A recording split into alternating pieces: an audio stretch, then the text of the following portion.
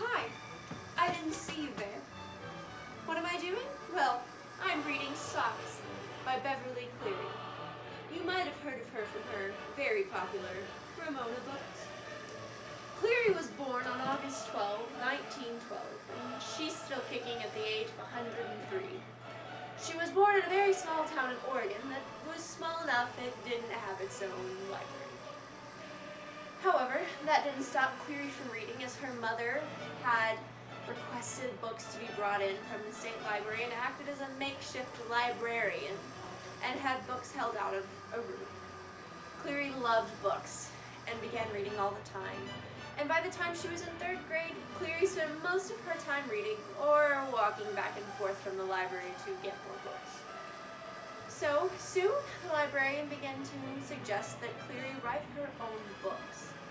So she began to write the stories that she always wanted to read but were never there. She published her first book in 1950, and 91 million copies later, here we are. Cleary's won several awards, including the Newbery Medal Award for Dear Mr. Henshaw in 1981. In 1978, she won the Newbery Honor for Ramona and her father, and in 1982, she won the Newbery Honor again for Ramona Quimby, age 8. She also has personally won the 1980 Regino Medal, the 1975 Laura Ingalls Wilder Award. In 1982, she won the Southern Medallion Award.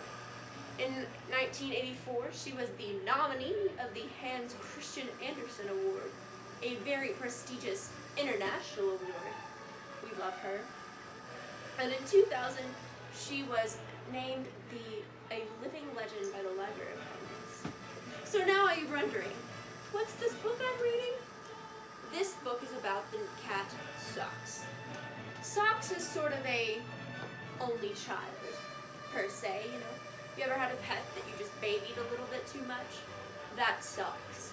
Socks is adopted by the Bricker family, and then one day, the Brickers come home with a surprise, and I'm going to read you a piece of that right now. Did you miss me, Socks? Miss Bricker stooped to rub the hollow between his ears, where his fur grew short and fine. Were you lonesome without me? She asked. Socks' throat pulsated with hers. He rubbed against her legs, back and forth, round and round as she entered the house. He could not get enough petting to satisfy his pent-up loneliness. I missed you too, said Miss Bricker in such an understanding voice that Socks felt like he must take advantage of her.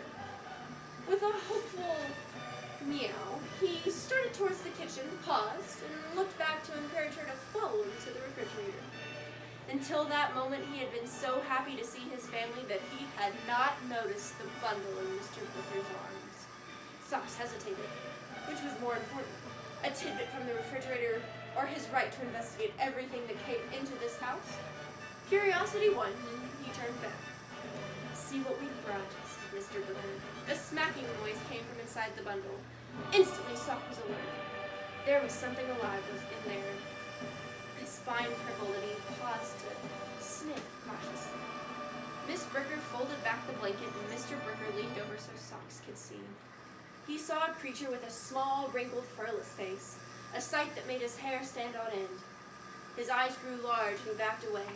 Whatever this thing was, he did not trust it. So, Beverly Cleary's books are really great for the 3rd or 4th grade, and they would work well for the age group of 8 to 10-year-olds. They're really good books. She has books like Socks that help deal with, that talk about, you know, being replaced as the only child, being the eldest child. And she has other animal books, including Ribsy, a book about a dog that is owned by Henry Huggins. She has great family books about Beezus and Ramona and their family, and Henry Huggins and his family, and she has a book called Ralph Ellis Mouse that I'm really interested in and cannot wait to dive into after I get finished reading her other books. So thank you for stopping by my Reader's Corner, and I hope to see you again soon. Have a lovely day.